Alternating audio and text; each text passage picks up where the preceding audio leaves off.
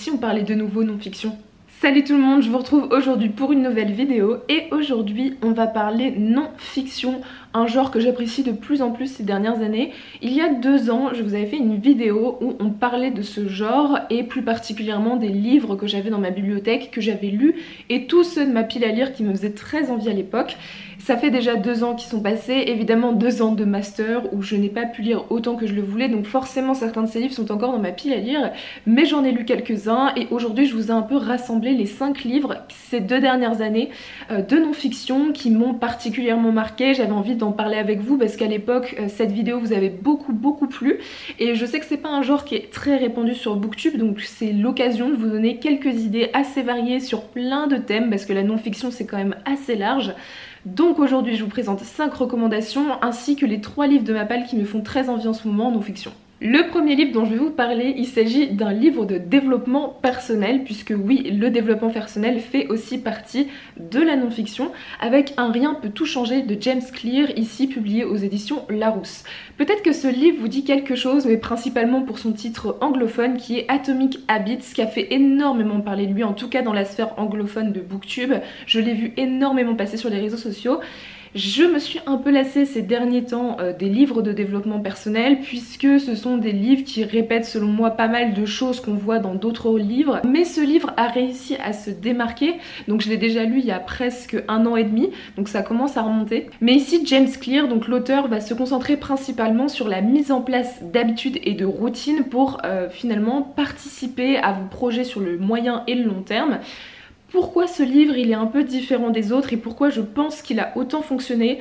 Déjà parce qu'on n'est pas sur un prisme américain. Je m'explique, c'est-à-dire que la majorité des livres de développement personnel qu'on a vus ces dernières années sont écrits par des Américains et des Américaines, ce qui n'est pas un problème en soi, mais c'est vrai que quand on veut l'appliquer à notre société, en l'occurrence ici française, mais à d'autres sociétés aussi, on a du mal finalement à retranscrire ce qu'on nous demande de faire, ce qu'on nous conseille de faire, puisque on n'est pas du tout vraiment dans la même culture, le même système, la même manière de penser. Évidemment la France et les États-Unis sont des pays avec beaucoup de points communs, mais pas que. Et c'est vrai que celui-ci ne se concentre pas sur un point de vue américain, mais sur un point de vue beaucoup plus universel, en tout cas j'ai trouvé au niveau des pays occidentaux. Et du coup ça m'a permis en fait de beaucoup mieux me projeter dans ce qui était dit, dans ce qui était véhiculé dans ce bouquin, et de me dire qu'en fait je pouvais réellement l'appliquer à ma vie de tous les jours, donc c'était quand même vachement intéressant. Et à côté de ça, je pense que l'une des forces de ce bouquin, c'est le fait qu'on n'insiste pas sur un sentiment de culpabilité. Ici, l'idée c'est de mettre en place des petites habitudes pour ensuite que ça participe au projet et pas de tout de suite vous dire si vous ne le faites pas, c'est que vous n'en avez pas envie. Loin de là, on n'est pas trop sur un aspect culpabilisateur, mais plutôt sur l'idée de des petites idées, des petites habitudes peuvent changer vraiment votre quotidien, votre routine, votre morale et vos objectifs sur le long terme. Et il y a aussi à chaque fin de chapitre de ce bouquin des résumés beaux, super clairs, super synthétiques de ce qui a été dit dans le chapitre et qui vous permet de ne pas relire le livre en entier si vous souhaitez reprendre les idées, mais seulement de vous rendre à la fin de chaque chapitre pour avoir en fait une idée de ce qui a été expliqué dans le chapitre. Donc franchement c'est super. Si vous en avez marre du développement personnel mais que vous avez quand même envie de vous lancer dans un livre qui va vraiment vous apporter quelque chose, je pense sincèrement que celui-ci pourrait faire l'affaire. On part cette fois-ci sur un témoignage avec Je voulais juste vivre de Yeonmi Park. Moi je l'ai lu aux éditions Le Livre de Poche. Ici on est sur un témoignage d'une jeune fille qui vient de Corée du Nord, donc qui a 13 ans. Lorsqu'elle fuit avec sa mère la Corée du Nord, elle va traverser la Chine, la Mongolie pour arriver en Corée du Sud et devenir en fait aujourd'hui l'une des dissidentes les plus connues au monde de la Corée du Nord. On va suivre donc son témoignage de son voyage, de sa vie, en fait de ses 13 premières années en Corée du Nord, de son voyage qui a été extrêmement dangereux, périlleux et fatigant, éreintant si on peut dire, et son arrivée, son adaptation en Corée du Sud aussi. C'est un livre qui m'a énormément marqué, je l'ai notamment lu pour ma vidéo sur la découverte de la littérature coréenne. Il m'a marqué parce que déjà c'est un livre qui m'a fait ressentir énormément d'émotions. Je me suis beaucoup attachée à Yeonmi Park malgré le fait qu'il y avait une certaine distance entre ce qu'elle vivait et ce que nous on vit en fait en tant que Français et Françaises aujourd'hui. On n'a pas cette impression qu'en fait ce qui est dit dans ce bouquin est réel ou que ça se passe vraiment en fait dans une partie du monde, mais c'est le cas. Ça m'a permis d'en savoir un peu plus sur la Corée du Nord et la culture coréenne. J'en ai aussi appris beaucoup plus sur les exils et comment ça se passe en termes de trafic d'êtres humains en fait entre la Chine, la Mongolie, la Corée du Sud pour que ces personnes puissent partir en fait, fuir leur pays. Et j'ai aimé aussi l'adaptation en Corée du Sud qui m'a permis un peu de voir comment des personnes qui sont vraiment hors système peuvent réussir à rentrer dans un système, s'y adapter et ô combien c'est difficile. Donc c'est un livre qui est finalement assez bénéfique parce qu'on apprend énormément de choses, parce qu'on a beaucoup d'informations qui nous sont données. C'est aussi un livre qui prend aux tripes parce que forcément on ne peut pas être insensible au parcours de cette femme. Donc c'est un livre qui m'a énormément surprise et c'est aussi pour ça qu'il est dans ce top 5 parce que je pense sincèrement que je le recommande à beaucoup de gens. Si vous avez un peu cette curiosité sur la Corée du Nord, vous pouvez aller le lire, franchement je pense que vous en apprendrez un peu plus. Mais si vous voulez suivre simplement des témoignages de personnes extrêmement courageuses et qui ont vécu vraiment des choses pas simples, c'est clair, je vous invite sincèrement à vous y plonger. Cette fois-ci on va parler plutôt de sociologie avec Réinventer l'amour, donc comment le patriarcat sabote les relations hétérosexuelles de Mona Chollet aux éditions Zone. Donc là c'est le dernier bouquin paru de Mona Chollet, l'autrice très connue pour son ouvrage Sorcière qui est sorti il y a quand même quelques années maintenant. Ici, tout est dit dans le titre, on va parler de féminisme, on va parler de patriarcat et on va parler de relations amoureuses sous le prisme de l'hétérosexualité. Évidemment c'est un sujet qui remonte souvent à la surface sur les réseaux sociaux, dans les bouquins, etc. Et j'avais envie d'en savoir un peu plus en lisant un livre de Mona Chollet parce que déjà Mona Chollet, je la considère un peu comme une référence française de la non-fiction et parce que c'est un sujet qui m'intéresse aussi beaucoup puisqu'il me concerne directement. J'avoue ne pas avoir été déçue par ce bouquin, j'ai aimé retrouver la plume de Mona Chollet, j'ai aimé retrouver ses références, sa manière de penser, vraiment son cheminement de réflexion. Je l'ai beaucoup apprécié, je pense qu'il y a de très bonnes idées entre guillemets dans ce bouquin, qu'il y a des très bonnes pistes de réflexion. Cependant c'est peut-être pas forcément le livre qui va vous ouvrir les yeux, ça va dépendre en fait de si vous avez déjà lu des livres sur ce sujet, si vous avez déjà eu des réflexions sur ce thème, mais ça reste quand même très important comme sujet. Je pense que si vous ne vous y êtes jamais réellement penché, ça peut vraiment vous apporter des pistes et des éclaircissements en fait sur ce thème. Je considère ce livre un peu comme une base sur le sujet, sur le féminisme, l'hétérosexualité et le patriarcat. Si vous, comme je vous l'ai dit, si c'est vraiment un sujet qui vous intéresse beaucoup, vous risquez peut-être d'être déçu parce que c'est des choses que vous aurez déjà peut-être vues ou des choses auxquelles vous aurez peut-être déjà pensé. Encore une fois c'est un livre qui se lit très bien, je pense que les réflexions sont excellentes, donc si vous ne vous êtes jamais intéressé à ce sujet, je vous invite sincèrement à vous y plonger. On va parler cette fois-ci de changement climatique avec Tout peut changer, changement climatique et capitalisme de Naomi Klein. Ici je l'ai lu aux éditions Babel. Donc ici on est sur une petite brique de 700 pages que j'ai lu à la fin de l'année 2021, donc c'est une lecture qui est assez récente. Pourquoi j'ai apprécié ce livre? Ici encore une fois tout est dit dans le titre, Naomi Klein va explorer les liens entre la lutte contre le changement climatique, la détérioration de l'environnement par l'homme et le capitalisme, donc le système dans lequel nous vivons actuellement, et va dénoncer un peu les relations qu'il y a entre ces deux thèmes, ces deux domaines. C'est un livre que j'ai trouvé très intéressant, j'ai aimé la plume de Naomi Klein. Évidemment ici il s'agit d'une traduction, mais j'ai trouvé que c'était assez fluide, que les idées étaient faciles à comprendre, donc on n'est pas sur un gros niveau de difficulté. Les sujets abordés sont terriblement intéressants. Après j'ai trouvé qu'il y avait quelques défauts, mais c'est pas pour autant que je ne vous le recommande pas. Évidemment c'est une grosse brique, donc j'ai trouvé que parfois il y avait des longueurs, parfois un peu de répétition, donc je pense que ça aurait pu être dit parfois de manière un peu plus courte, mais il y a quand même voilà, de très bonnes idées, de très bonnes pistes de réflexion.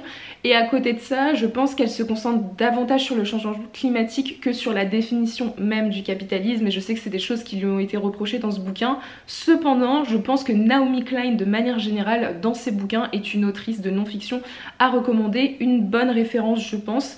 J'ai envie de lire d'autres livres de cette autrice, peut-être un par an, pourquoi pas.